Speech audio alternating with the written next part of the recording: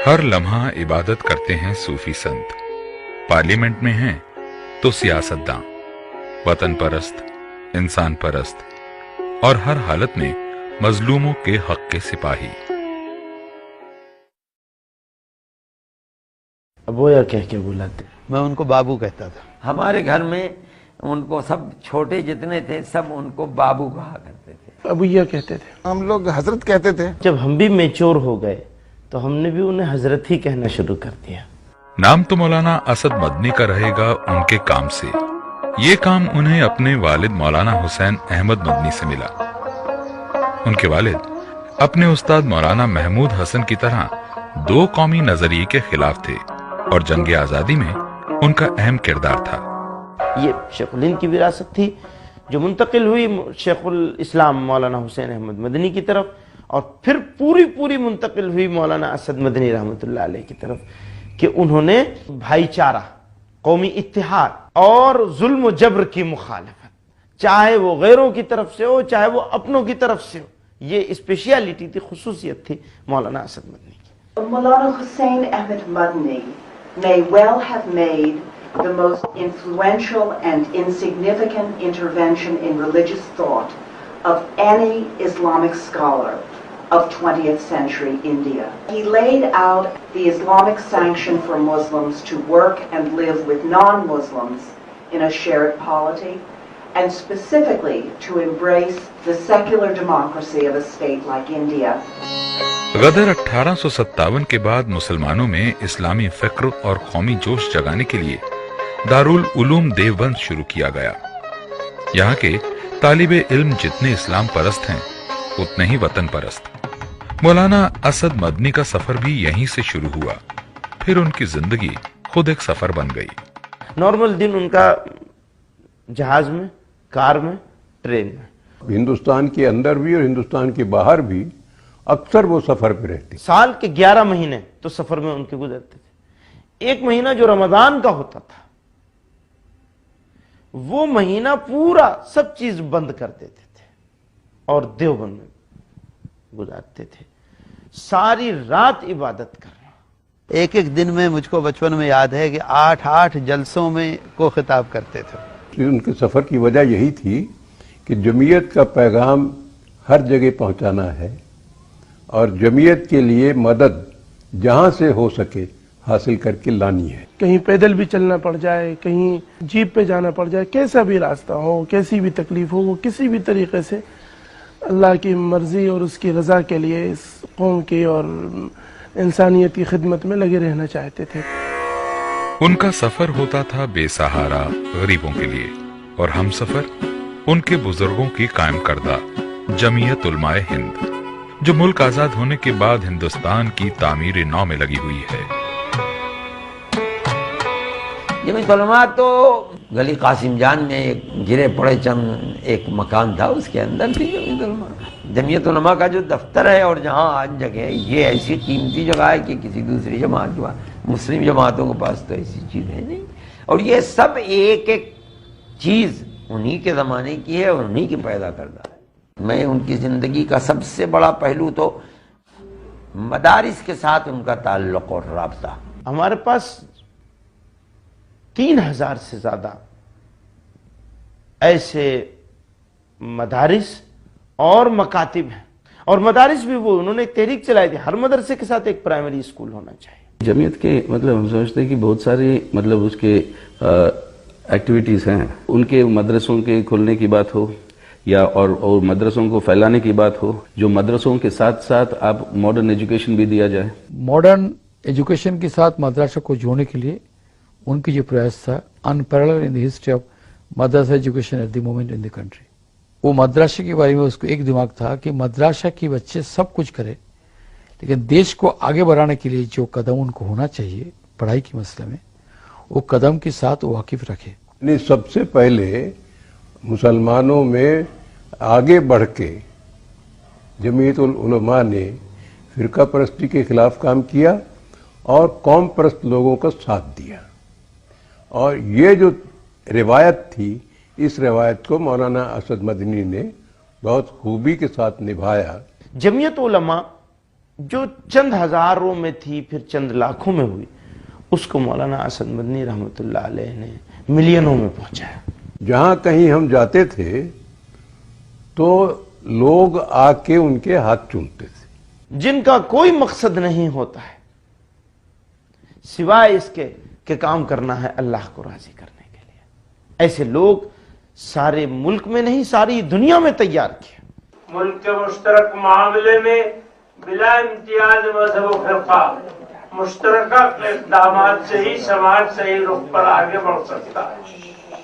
यही वो एहसास है जिसके पेश नजर जमीयतुल उलमा हिंद ने हिंदू मुस्लिम इत्तेहाद को अपने दस्तूर का हिस्सा बनाया। हमारे हिसाब से जमीयत उलमा हिंद का कि ये एक सेकुलर जमहूरियत की जो एक सियासी जो एक ढांचा है हमारे मुल्क के अंदर, उसको मजबूत किया जाए, जिनमें मुख्य रूप से हमारा ये मानना है कि उनका कंसंट्रेशन रहा है हर समय कि इस कौम के लोगों की तरक्की के लिए काम करें।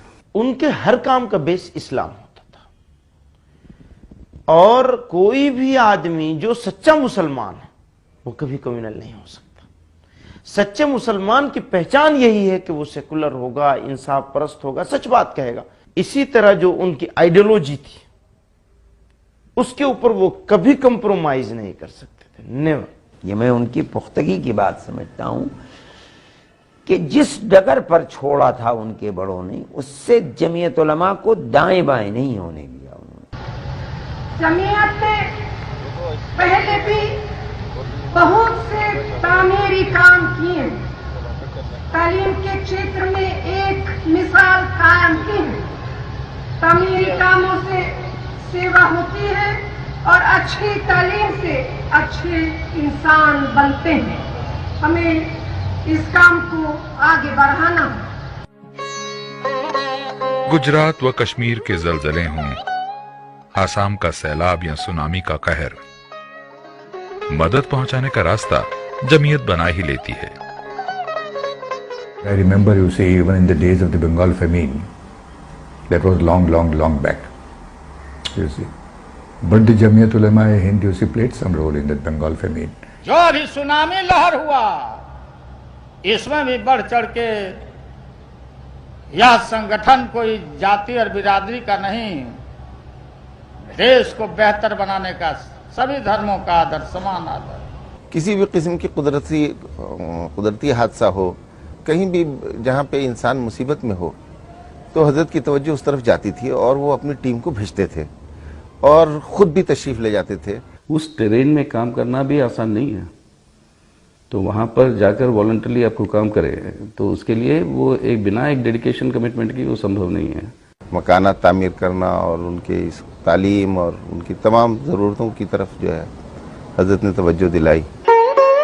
कुदरती हादसे हों या इंसानी पैदा करदा फसाद, इमदाद लेकर सबसे पहले पहुंचने वालों में मौलाना असद मदनी व जमीयत के कारकुन। कभी भी उन्होंने ये परवाह नहीं की फसादात में कि उनको तहफ़्फ़ुज़ हासिल है कि नहीं, बिल्कुल बेधड़क, ताकि मुसलमानों को ये महसूस हो कि उनका कोई है। जितने अफेक्टेड लोग होते थे, चाहे वो हिंदू हों चाहे मुसलमान हों, सबसे मिलते थे और उनके जो सामने जो मसाइल पैदा हो रहे थे वो मसाइल हम हुकूमत के सामने आके रखते थे, और मौलाना उन बातों को पार्लियामेंट में भी रखते थे। वो पार्लियामेंट के मेंबर दंगे फसाद की मसला में 10 सीआरपी बटालियन जो काम नहीं कर सकते हैं, 40 बहस पार्लियामेंट में जो काम नहीं कर सकते हैं, उससे ताकतवर काम मदानी साहब ने किया है। मतलब कभी उन्होंने लोगों को ऐसा नहीं समझाया कि कानून को तोड़ो, नियम को बहिष्कार करो और संविधान को लांछन करो, कभी नहीं। इस तरीके से गरीबों को, औरतों को, बच्चों को, पेट के हमल को मारना और कत्ल करना ये इंसानों का काम नहीं। इंसानियत से रहो, भाईचारे से रहो। मुसलमान फिरका परस्त जो थे वो तो मौलाना के खिलाफ बोलते थे, लेकिन बाकी लोग जो थे हिंदुस्तान के हिंदू मुसलमान, वो सब मौलाना की इज्जत करते थे। गुजरात के दंगे के समय उनको ये था कि मुसलमान कितना मरा, हिंदू कितना मेरा, इस आंकड़े हमारे लिए इंपॉर्टेंट नहीं है। इंपॉर्टेंट ये है नफरत कैसे कम किया जाए, नफरत कम करने के लिए क्या क्या कदम उठाया जाए। जमायत का हम समझते हैं कि राइट्स के समय पर, ऐसे समय पर पीस को मेंटेन करना उनकी जो प्राथमिकता रही है। और वो ये कहा करते थे कि हिंदुस्तान में जो वायलेंस होते हैं, जो फसादात होते हैं, वो कम्युनल नहीं बल्कि पुलिस एक्शन। हालांकि अगर जिम्मेदार अफसरान फसाद न चाहे तो फसाद हरगिज नहीं हो सकता, और अगर किसी सरफिरे की शरारत से शुरू भी हो जाए तो लम्हों में दबा दिया जा सकता है। मौलाना अपनी लड़ाई अदालतों, सरकारी महकमों और कानूनी तरीकों से लड़ते थे। नए कानून बनवाकर और कुछ कानूनों में तरमीम कराकर ये लड़ाई उन्होंने पार्लियामेंट में जारी रखी। सबसे बड़ा काम उन्होंने आसाम के लोगों के लिए किया था। आसाम में होता यह था कि लोगों को जबरदस्ती बाय फोर्स बॉर्डर क्रॉस करवा दिया जाता था, बांग्लादेश भेज दिया जाता था। जिस प्रकार से मुस्लिम समाज के ऊपर समय समय पर लांछन होते लगा था कि फॉरेनर है, इसको निकाल दिया जाए, इसको पहचान समाप्त किया जाए, उनको पेशेंस के साथ, हिम्मत के साथ, कायदे के साथ, कानून की दरवाजे की तरफ से उनको पुष्टि करने के लिए उनको जो योगदान रहा, उसी योगदान की एक नतीजा था IMDAT एक्ट। जब वो मेंबर ऑफ पार्लियामेंट थे तो उन्होंने कोशिश की कि एक मुस्लिम महिलाओं के लिए एक बिल पास किया जाए ताकि उनका भी हक प्रॉपर्टी में जितना पुरुषों का होता है उतना ही रहे। लेकिन हमेशा कहते रहे कि मुझे बड़ा दुख हुआ कि ये बिल पास नहीं हो पाया। मैं भी राज्यसभा का सदस्य रहा, मुझे याद है चुपचाप आते, सबकी बात सुनते, लेकिन जब जब बोलते थे उस बूढ़े शरीर से जो ताकत की आवाज निकलती थी वो हर जुल्म से टकराने के लिए काफी थी। कोई भी वाकया होता था तो उनका पहला जो रद्दअमल होता था वो पुलिस, इंतजामिया, हुकूमत की उस तरफ तवज्जो दिलाना, पार्लियामेंट में आवाज उठाना, वकला और जजों को उसकी तरफ मुतवज्जे करना, अगर उसके लिए कानून बनाने की जरूरत है तो मुस्तकिल कानून बनाने के लिए तहरीक चलाना। अपने कौमी मकसद की कामयाबी के लिए वो दूसरों के साथ काम करने में कभी नहीं झिझके, चाहे वो देश के अंदर हो या देश के बाहर। जब रोड हम बनाया मारुति उनकी चलती, जब चाबी हम बनाया तिजोरी उनकी खुलती, मैंने से जीना अपना, अरे कौन पसीना अपना, वो बने माल अपनी हाल बेहाल है, ये जालिम कौन है, उसका जुल्म क्या है रे। There have been several occasions you see when we have contested elections together or conducted agitations together. उनका एक और कंट्रीब्यूशन रहा है कि हिंदुस्तान के तरफ बहुत बड़ा एक सपोर्ट बनाना आप मुसलमान मुल्कों के बीच में। एक सेकुलर डेमोक्रेसी के अंदर मुसलमानों की भी हिफाजत होती है। ये कॉन्फिडेंस जब तक नहीं मिलता इस्लामिक देशों को तो इस तरीके की पोजीशन वो नहीं लेते। इंडिया के साथ रिश्ते की मसला में खासतौर से खाड़ी की जितना देश है उसके साथ भारत की समझौता, वातावरण, रिश्ते मजबूत करने के लिए he was the messiah in disguise. सब लोग आपस में भाई भाई की तरह रहें, इसको मुमकिन बनाना चाहती हूँ। मौलाना असद मदनी और श्री महमूद मदनी की इस कोशिश की मैं कद्र करती हूँ। बोले वो हमेशा सच, मगर कभी किसी फिरके के खिलाफ नहीं। यही वजह थी कि सब उन्हें सेक्युलर मानते थे। As against Hindu communalism, there was also a danger of Muslim communalism also rising because one feeds the other in a way. So bringing a certain consciousness among the Muslim masses that is not what should be done. You see, if there is an organization which fights against all this backwardness and neglect and discrimination, fights for their demands, there is nothing wrong. In fact, I wish there had been such powerful organizations. Jamiat-ul-Ulama Hind उसके अकाबिर की हमेशा ये कोशिश रही है कि मुल्क में फिरक़ेवाराना हमआहंगी और इत्तेहाद की बुनियाद मजबूत से मजबूत तर हो, ताकि मुल्क नेक नामी, इंसाफ, बराबरी और तरक्की के रास्ते पर गामजन हो सके। मौलाना असद मदनी देश के एक असरदार नेता हैं जिन्होंने हमारे सेक्युलर ढांचे को हर तरीके से मजबूत बनाने की कोशिश की है।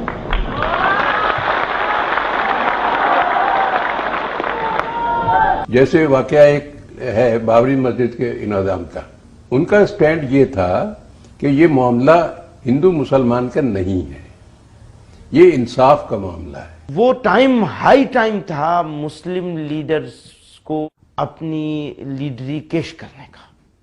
उस हाई टाइम में मौलाना असद मदनी से ज्यादा लो प्रोफाइल आपको हिंदुस्तान में कोई लीडर नहीं मिलेगा। अगर उन्होंने चाहते थे प्रोवोक करे, अलगाव करे, कुछ भी कर सकते थे, और उसको अहमियत था कि उसके ऊपर लोगों को भरोसा था कि उनकी आवाज ही काफी है। एक दिन के लिए नहीं कहा, एक दिन के लिए अपना संयम, अपना उम्मीद, अपना उसूलों के ऊपर भरोसा एक दिन के लिए खोया नहीं, एक मिनट के लिए खोया नहीं। कन्फ्लिक्ट को मिनिमाइज किया जाए, क्योंकि कन्फ्लिक्ट होगा तो कोई ना कोई जालिम होगा, कोई ना कोई मजलूम होगा। वो कभी इधर वाले भी हो सकते हैं, कभी उधर वाले भी हो सकते हैं। जरूरत इस बात की है कि मुल्क के तमाम बाशिंदे बिला इम्तियाज मजहब व फिरका, बाहमी नफरत, तसादुम, फिरका परस्ती और तंग नजरी को छोड़कर एक कौमी वतनी जज्बे के तहत अमन, मुल्क की तरक्की और इस्तेहकाम के लिए मुत्तहिदा जद्दोजहद करें। ये कोशिश उन्होंने सिर्फ मुसलमानों के लिए ही नहीं, सभी मजलूमों के लिए की। हम ही मजलूम नहीं, और भी मजलूम।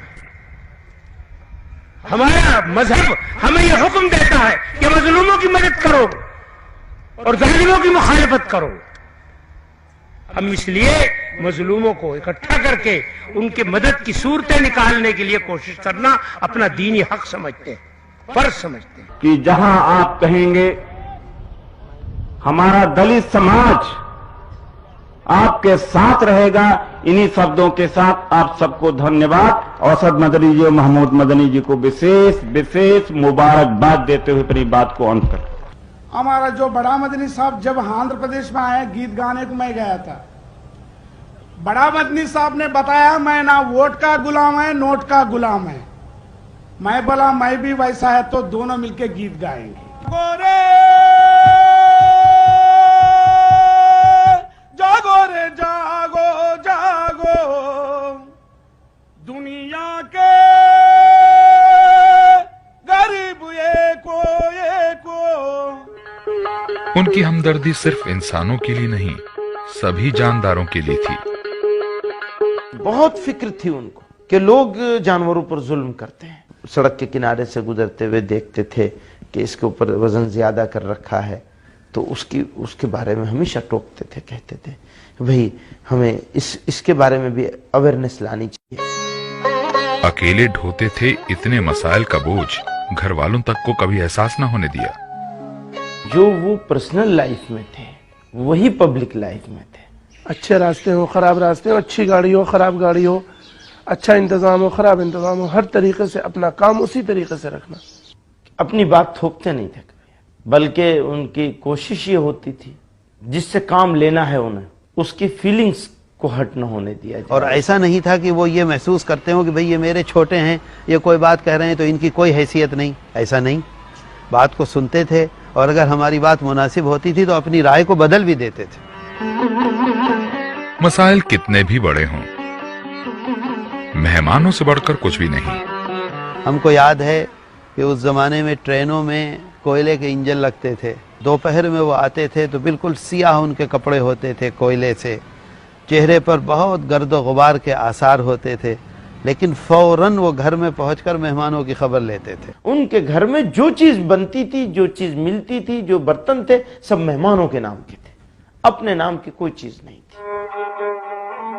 मेहमानों और काम में कितने ही मसरूफ हों, घर की जिम्मेदारियों का एहसास हमेशा था। हमने उनको अपने घर में मेहमानों की तरह देखा। ज्यादा बातचीत नहीं करते थे, बस काम की बात करते थे. हमें कभी महसूस नहीं हुआ कि हमारे वालिद नहीं हैं. बिल्कुल साथ साथ यकसां मामला, बहनों के साथ, बच्चियों के साथ, पोतियों के साथ, वालदा के साथ, सबके साथ उनकी छोटी छोटी ज़रूरियात का ख्याल रखना. छोटे बच्चों के साथ तो वो बिल्कुल बच्चे रहते थे. वो दाढ़ी पकड़ के नोच रहे हैं, उनके साथ खेल रहे हैं, उनके ऊपर चढ़े हुए हैं, उनके कपड़े गंदे कर रहे हैं. वो अपने साथ बच्चों को खिलाने का बड़ा शौक था. हम बहुत खिलाते थे, इतना हमको दादा. ये कलंदराना सादगी रूहानियत से रोशन है और यही उनकी मशाल राह बनी. अल्हम्दुलिल्लाह नहमदुहु व नस्तईनुहु व नस्तगफिरुहु व नुअमिनु बिही व नतवक्कलु अलैहि. जो मजहब के फैसले हैं, कुरान और सुन्नत रसूल सल्लल्लाहु अलैहि वसल्लम के जो फैसले हैं, उन फैसलों पर वो 1 इंच इधर से उधर हटने को तैयार नहीं कभी भी. नंबर 1, जो उन्होंने जिसके ऊपर बेस करके अपनी आइडियोलॉजी बनाई थी. सोचने और इक़दाम करते वक्त आक़ाए नामदार नबी करीम सल्लल्लाहु अलैहि वसल्लम के उसवे हसना को अपने सामने रखना जरूरी है. उनकी रिलीजन के ऊपर उनकी जो कमिटमेंट था, उस कमिटमेंट उनको ताकत दिया. लोगों ने कहा आप इतना सारा काम करते हैं और पब्लिसिटी नहीं होती इसकी. उन्होंने कहा कि पब्लिसिटी पर अगर हम मेहनत करेंगे तो काम पर मेहनत नहीं कर सकेंगे, और काम हम करते हैं अल्लाह मियाँ को राजी करने के लिए. हम लोग कहीं देहाती रास्ते से जा रहे थे तो मैं आगे का गाड़ी का शीशा बंद करने लगा. तो मुझसे कहा कि क्यों बंद कर रहे हो? धूल आ रही है इसलिए. नबी करीम सल्लल्लाहु अलैहि वसल्लम ने फरमाया है कि अल्लाह के रास्ते में निकलने के बाद उड़ने वाली और या आने वाली धूल बदन के जितने हिस्सों पे पड़ेगी वो हिस्से जहन्नम में नहीं जलाए जाएंगे. वो ये समझते थे कि मैं मजहबी आदमी नहीं हूं, इसलिए मुझसे मजहब की बात वो ज्यादा नहीं करते थे, बल्कि मैं उनसे करता था कि आपके किरदार को देख के, आपके वालिद के किरदार के बारे में पढ़ के मुझे इस्लाम की जो समझ आई है, उसकी वजह से मैं इस्लाम की इज्जत करने लगा. ये रूहानी ताकत ही उनके विजन की बुनियाद बनी, जो कौम और मुल्क की तामीर व तरक्की था. आबादकारी उनकी नजर में आर्जी काम नहीं, बल्कि एक कुल वक्ती अमल है.